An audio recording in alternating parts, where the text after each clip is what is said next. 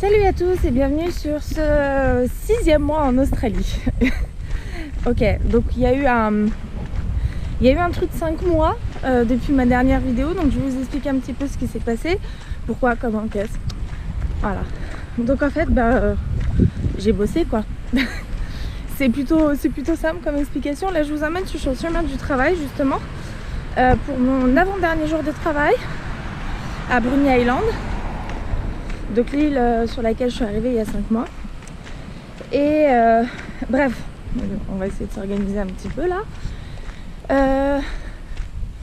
Donc oui, du coup j'ai commencé à bosser à Bruny Island en novembre. J'étais arrivée en LPX si vous vous souvenez. C'était un peu l'horreur pour moi au début. Hein.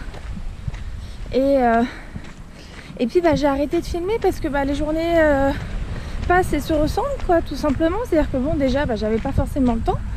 Et puis sortir ma caméra pour vous filmer quoi en fait, c'est un peu délicat au travail quoi.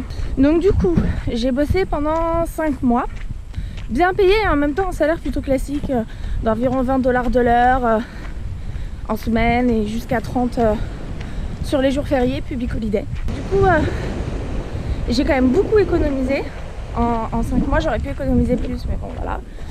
Et parce que voilà, on est sur une île, il n'y a pas beaucoup de loisirs. Il y a un restaurant et où on peut boire des verres après 5 h et encore jusqu'à 21 h. Et c'est tout. Il n'y a pas tellement de magasins, enfin il y a des boutiques, vous pouvez faire du shopping quand vous êtes touriste, etc. Mais voilà quoi. Je payais un loyer vraiment pour une somme très très symbolique, c'est-à-dire 70 $ la semaine, c'est-à-dire rien du tout. C'est quoi? C'est 1 ou 2 nuits à Sydney ou Melbourne, dépendant de là où tu veux loger quoi. Et puis j'avais juste ma bouffe à payer, c'était encore ce qui me coûtait le plus cher finalement. Donc voilà, du coup j'ai économisé suffisamment pour me faire un putain de voyage, pour dépenser quasiment tous mes sous.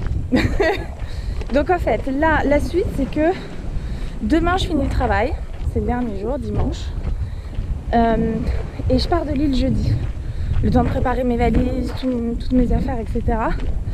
Et on va commencer en premier par faire un petit road trip avec mes collègues de boulot, avec 2 collègues, Rira et Antonella. Donc c'est très très court, ça va être un petit road trip de 5 jours. On a loué une voiture avec une roof tente. Voilà.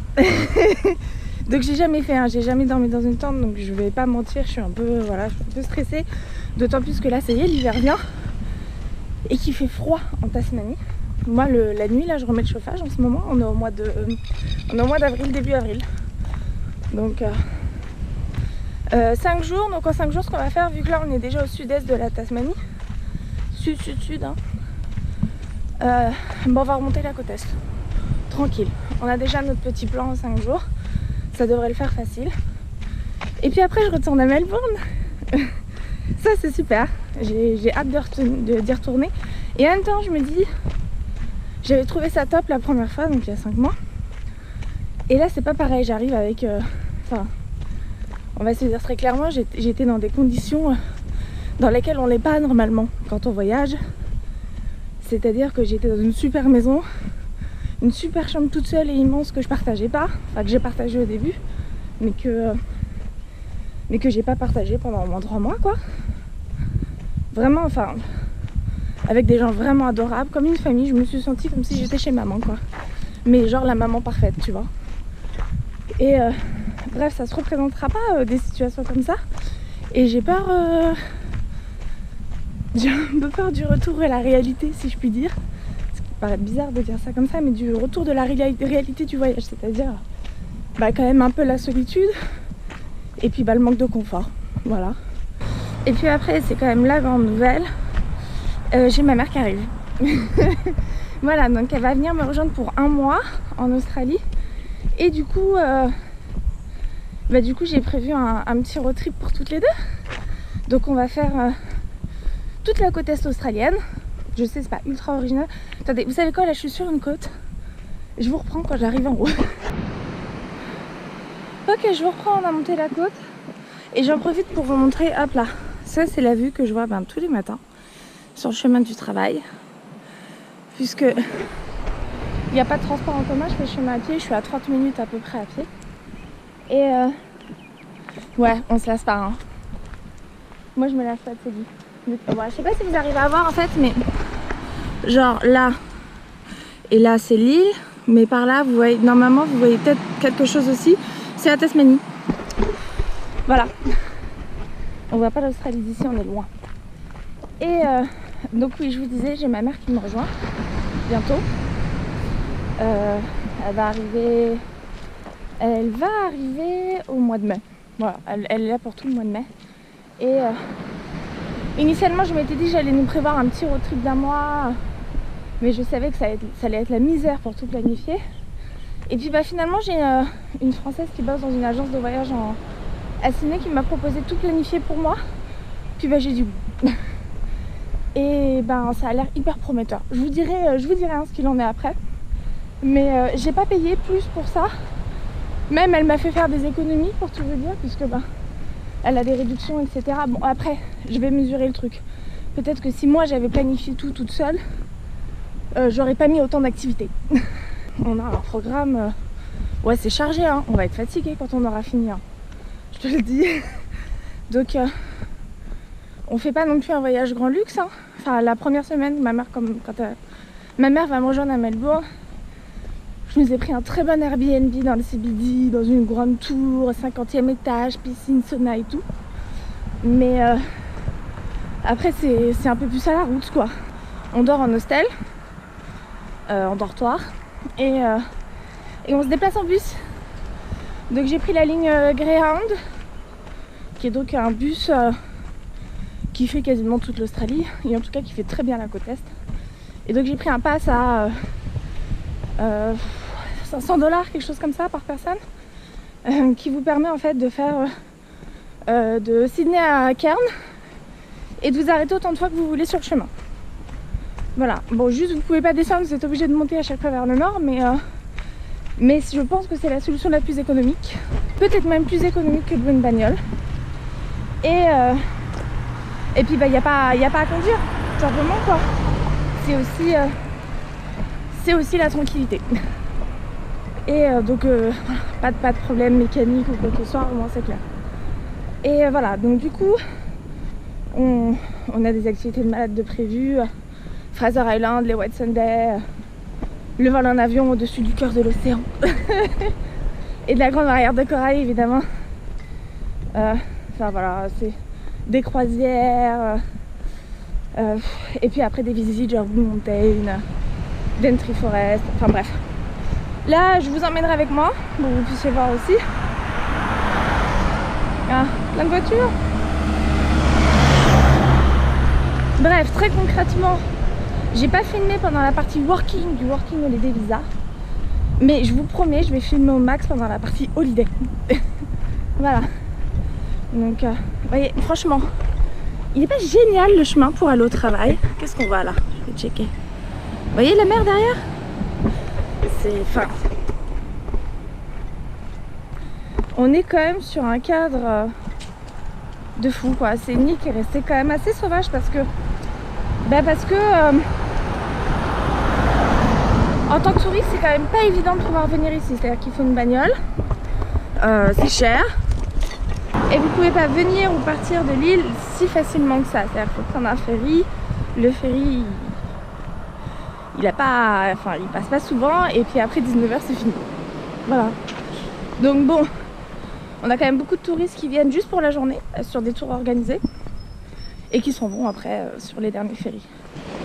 Donc, et ce que vous entendez derrière, c'est la mer. Et pour travailler en lui-même, vachement bien. Je vais vous dire un truc qui est vachement cool pour moi. C'est que j'ai profité du fait que je bossais en hospitality, donc dans la restauration, pour apprendre une nouvelle compétence qui pourrait me servir par la suite, je l'espère. C'est que je me suis essayée au métier de barista. Voilà. Donc barista, c'est quelque chose qui est peut-être pas forcément hyper simple à comprendre pour les Français. C'est quelqu'un qui fait des cafés. Mais le café en Australie, ça déconne pas quoi. C'est-à-dire que nous, en France, en général, quand on demande un café, on veut un expresso et puis voilà, on boit du café noir, à la rigueur un allongé, de temps en temps un cappuccino et basta. Ici, les Australiens boivent quasiment pas de café noir. Très rare, très rare. Par contre, ils boivent souvent du café avec du lait dedans. Et c'est là que les ennuis commencent. C'est pas juste du café avec du lait, c'est-à-dire qu'ils élèvent ça à un taux d'exigence assez important. Et donc, on fait ce qu'on appelle du latte art. C'est-à-dire qu'en même temps que vous faites un café qui soit bon, et c'est très important, c'est-à-dire que le lait, il faut le faire d'une certaine façon, à une certaine température, etc. Blablabla. Il faut en plus qu'il soit joli, votre café. Donc il faut faire des dessins dessus. Et donc du coup, c'est ce que j'ai essayé d'apprendre sur les 5 mois que j'ai passé ici. Et c'est pas dégueulasse. Je vous glisserai peut-être quelques photos là.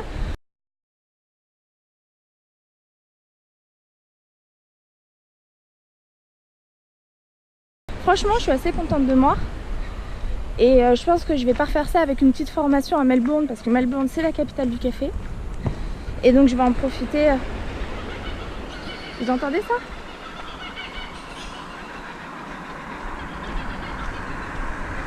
Ah putain de voiture. Donc ce que vous avez entendu juste avant, c'est un kookaburra. J'espère que vous l'avez entendu. C'est l'oiseau que moi j'entendais la première nuit que j'ai passé dans la caravane ici. Et que je flippais de fou. Parce que je savais pas quel animal c'était et que ça fait un bruit quand même hyper bizarre quoi. Et bah non, c'est un oiseau. On l'entend beaucoup mais je l'ai pas encore vu. Bon, peu importe. Donc voilà, du coup j'ai appris le métier de barista. Alors je suis vraiment très débutante hein. Voilà, barista c'est un métier qui s'apprend des années et des années de pratique. Mais je pense que c'est quand même une bonne compétence. C'est un conseil du coup que je peux vous donner, effectivement, c'est ça. C'est quitte à bosser sur des petits jobs comme ça, essayez de trouver un domaine un peu spécifique, un truc que vous pourriez faire que les autres backpackers font pas forcément. Voilà, tout simplement, c'est-à-dire que quand la plupart vont chercher des boulots de serveur, et ben moi j'ai vu une machine à café, je me suis dit ok, je vais apprendre à faire les cafés. Vous entendez ?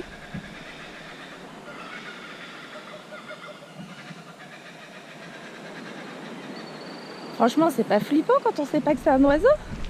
Kookaburra. Voilà. Pendant un bon moment, je l'appelais cucaracha. Mais c'est kookaburra. Donc voilà, du coup, s'il y a quelque chose que vous pouvez apprendre et qui puisse vous servir par la suite et vous démarquer des autres backpackers, des autres voyageurs, n'hésitez pas. Moi, on m'a proposé de faire des cafés. Hein. J'ai imposé le truc, j'ai dit non, moi je vais apprendre à faire des cafés. Et j'ai ma manageuse qui fait des cafés, qui m'a un peu montré au fur et à mesure, mais qui m'a pas forcément beaucoup aidé, hein. Va falloir être très honnête avec ça. Ouais, j'ai cherché les infos moi-même, c'est-à-dire que j'ai regardé, je me suis renseignée sur internet, j'ai regardé plein de vidéos sur YouTube, etc. Et c'est comme ça que j'ai progressé. Et maintenant, j'ai pas peur de le dire, clairement, j'ai dépassé ma manageuse sur mes compétences en café, quoi. C'est-à-dire qu'elle elle est toujours à faire des cœurs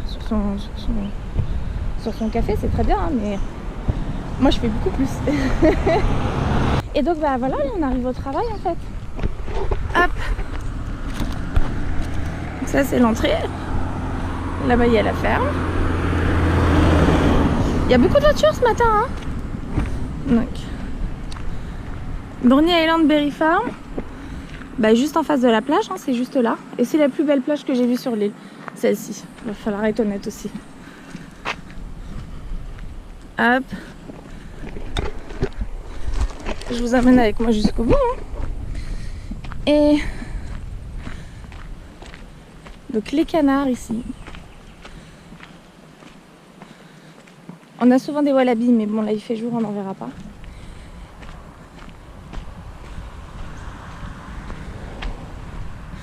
Et au bout là c'est la ferme, enfin c'est le café où je travaille. Et derrière il y a le jardin de la ferme. Qui ne produit plus rien quasiment en ce moment parce que c'est plus la saison. Les environs. Donc forêt à perte de vue. Voilà. Bon, je vais conclure. Parce que je vois mon patron qui me regarde bizarrement en disant mais qu'est-ce qu'elle fait? Ah. Kookaburra. Et je vais conclure pour vous dire que je vous retrouve très rapidement. Et que je vais me remettre une petite routine vidéo. Parce que quand même là, j'ai un peu abusé quoi. Donc je vous retrouve... normalement je vous retrouve pour le road trip en Tasmanie.